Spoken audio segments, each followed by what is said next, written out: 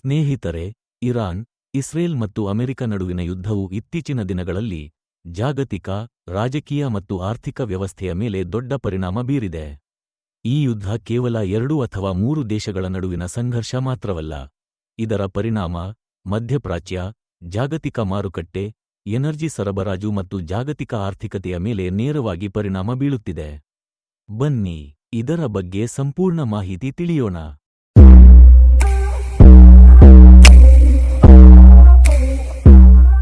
ಇರಾನ್ನ supreme leader ಖಮಿನೈ ನಿಧನದ ನಂತರ ಈ ಯುದ್ಧದ ತೀವ್ರತೆ ಇನ್ನೂ ಹೆಚ್ಚಿದೆ. ಈ ಯುದ್ಧದಿಂದ ವಿಶೇಷವಾಗಿ ಕ್ರೂಡ್ ಆಯಿಲ್ ಕಚ್ಚಾ ತೈಲದ ಬೆಲೆ, ಜಾಗತಿಕ ವ್ಯಾಪಾರ ಮಾರ್ಗಗಳು ಮತ್ತು ಮಧ್ಯಪ್ರಾಚ್ಯದ ಭದ್ರತೆ ಮೇಲೆ ಈ ಯುದ್ಧವು ಭಾರೀ ಪರಿಣಾಮ ಉಂಟುಮಾಡಿದೆ.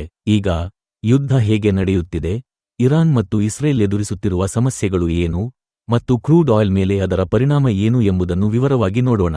ಇರಾನ್, ಇಸ್ರೇಲ್, ಅಮೆರಿಕ ಯುದ್ಧ ಹೇಗೆ ಆರಂಭವಾಯಿತು? ಮಧ್ಯಪ್ರಾಚ್ಯದಲ್ಲಿ ಇರಾನ್ ಮತ್ತು ಇಸ್ರೇಲ್ ನಡುವಿನ ವೈಷಮ್ಯ ಬಹಳ ವರ್ಷಗಳಿಂದ ಇದೆ.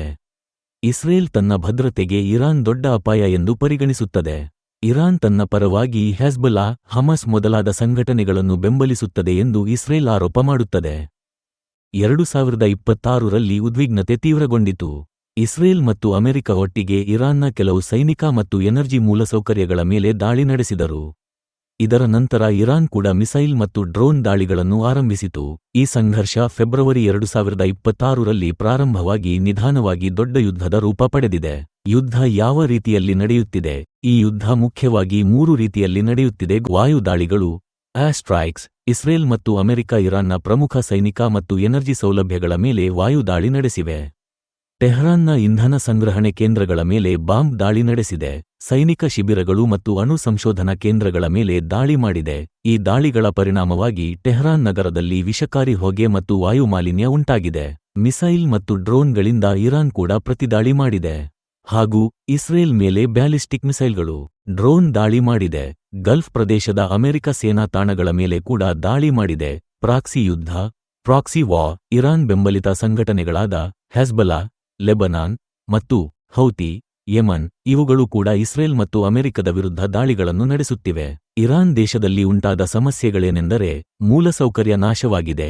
ಇಸ್ರೇಲ್ ಮತ್ತು ಅಮೆರಿಕದ ದಾಳಿಗಳಿಂದ ಇರಾನ್ನ ತೈಲ ಸಂಗ್ರಹಣೆ ಕೇಂದ್ರಗಳು, ವಿದ್ಯುತ್ ಘಟಕಗಳು, ನೀರಿನ ಶುದ್ಧೀಕರಣ ಘಟಕಗಳು ಹಾನಿಗೊಳಗಾಗಿವೆ. ನಾಗರಿಕರ ಸಾವು ನೋವು ಉಂಟಾಗಿದೆ. ಈ ಯುದ್ಧದಲ್ಲಿ ಸಾವಿರಾರು ನಾಗರಿಕರು ಗಾಯಗೊಂಡಿದ್ದಾರೆ ಮತ್ತು ಹಲವರು ಸಾವನ್ನಪ್ಪಿದ್ದಾರೆ. ಕೆಲವು ವರದಿಗಳ ಪ್ರಕಾರ 1000ಕ್ಕೂ ಹೆಚ್ಚು ಜನ ಮೃತಪಟ್ಟಿದ್ದಾರೆ. ಅಷ್ಟೇ ಅಲ್ಲ ಸ್ನೇಹಿತರೆ, ವಾಯು ಮಾಲಿನ್ಯ ಮತ್ತು ಆರೋಗ್ಯ ಸಮಸ್ಯೆಯಾಗುತ್ತಿದೆ. ಇಂಧನ ಡೆಪೋಗಳ ಮೇಲೆ ದಾಳಿ ನಡೆದ ನಂತರ ಟೆಹರಾನ್ ನಗರದಲ್ಲಿ ವಿಷಕಾರಿ ಹೊಗೆ, ಆಸಿಡ್ ಮಳೆ, ಉಸಿರಾಟ ಸಮಸ್ಯೆ ಹೆಚ್ಚಾಗಿದೆ. ಆರ್ಥಿಕ ಸಂಕಷ್ಟದ ಬಗ್ಗೆ ಹೇಳುವುದಾದರೆ, ಯುದ್ಧದಿಂದ ಇರಾನ್ನ ಆರ್ಥಿಕತೆ ಭಾರೀ ಹಾನಿಗೊಳಗಾಗಿದೆ. ತೈಲ ರಫ್ತು ಕಡಿಮೆಯಾಗಿದೆ, ಕರೆನ್ಸಿ ಮೌಲ್ಯ ಕುಸಿದಿದೆ, ಉದ್ಯೋಗ ಕಡಿಮೆಯಾಗಿದೆ. ಇಸ್ರೇಲ್ ದೇಶದಲ್ಲಿ ಉಂಟಾದ ಸಮಸ್ಯೆಗಳು ಏನೇನು ತಿಳಿಯೋಣ. ನಿರಂತರ ಮಿಸೈಲ್ ದಾಳಿಗಳು.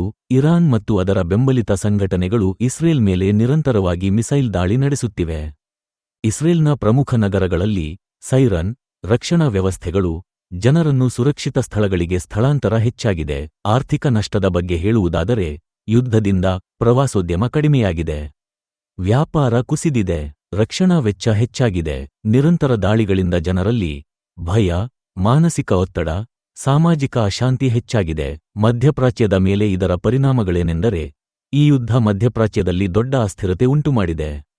Iraq, Kuwait, UAE, Saudi Arabia ಇವುಗಳು ಕೂಡ ಭದ್ರತಾ ಸವಾಲುಗಳನ್ನು ಎದುರಿಸುವಂತಾಗಿದೆ. ಹಾಗೂ ತೈಲ ಘಟಕಗಳ ಮೇಲೆ ಕೂಡ ದಾಳಿಯಾಗಿದೆ. ಶಿಪ್ಪಿಂಗ್ ಮಾರ್ಗಗಳ ಮೇಲೆ ಅಪಾಯ ಕಂಡುಬಂದಿದೆ ಮತ್ತು ಜಾಗತಿಕ ಆರ್ಥಿಕತೆಯ ಮೇಲೆ ದೊಡ್ಡ ಪರಿಣಾಮ ಉಂಟುಮಾಡಿದೆ.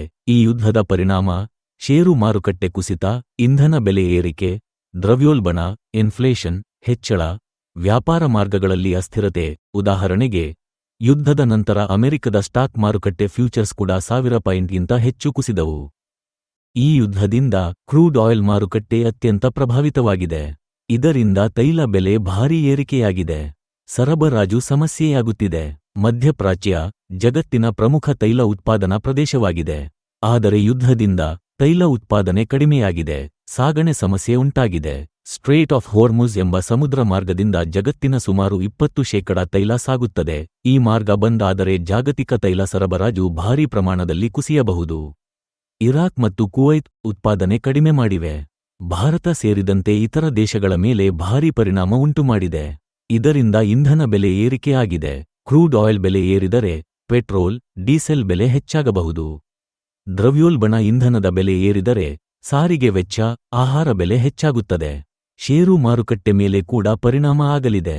ಆಯಿಲ್ ಪ್ರೈಸ್ ಏರಿಕೆಯಿಂದ ಏವಿಯೇಷನ್ ಸೆಕ್ಟರ್, ಟ್ರಾನ್ಸ್ಪೋರ್ಟ್ ಸೆಕ್ಟರ್ ಷೇರುಗಳು ಕುಸಿಯಬಹುದು.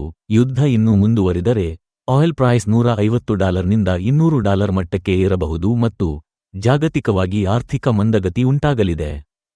ಕೆಲ ವಿಶ್ಲೇಷಕರು ಯುದ್ಧ ಇನ್ನು ಮುಂದುವರಿದರೆ ಜಾಗತಿಕ ಎನರ್ಜಿ ಸಂಕಷ್ಟ ಉಂಟಾಗಬಹುದು ಎಂದು ಎಚ್ಚರಿಸಿದ್ದಾರೆ. ಇರಾನ್, ಇಸ್ರೇಲ್ ಮತ್ತು ಅಮೆರಿಕ ನಡುವಿನ ಯುದ್ಧವು ಜಾಗತಿಕ ರಾಜಕೀಯ ಮತ್ತು ಆರ್ಥಿಕತೆಯನ್ನು ಕದಲಿಸಿದೆ. ಈ ಯುದ್ಧದಿಂದ ಮಧ್ಯಪ್ರಾಚ್ಯದಲ್ಲಿ ದೊಡ್ಡ ಅಸ್ಥಿರತೆ ಉಂಟಾಗಿದೆ. ಇರಾನ್ನಲ್ಲಿ ಮೂಲಸೌಕರ್ಯ ನಾಶ ಮತ್ತು ಮಾನವ ಹಾನಿ ಹೆಚ್ಚಾಗಿದ್ದು, ಇಸ್ರೇಲ್ ನಿರಂತರ ಭದ್ರತಾ ಸವಾಲುಗಳನ್ನು ಎದುರಿಸುತ್ತಿದೆ. ಕ್ರೂಡ್ ಆಯಿಲ್ ಮಾರುಕಟ್ಟೆಯಲ್ಲಿ ಈ ಯುದ್ಧ ದೊಡ್ಡ ಪರಿಣಾಮ ಬೀರಿದೆ. ತೈಲ ಬೆಲೆಗಳು $100ಕ್ಕಿಂತ ಹೆಚ್ಚು ಏರಿದ್ದು ಜಾಗತಿಕ ಮಾರುಕಟ್ಟೆಗಳಲ್ಲಿ ಆತಂಕ ಹೆಚ್ಚಿಸಿದೆ.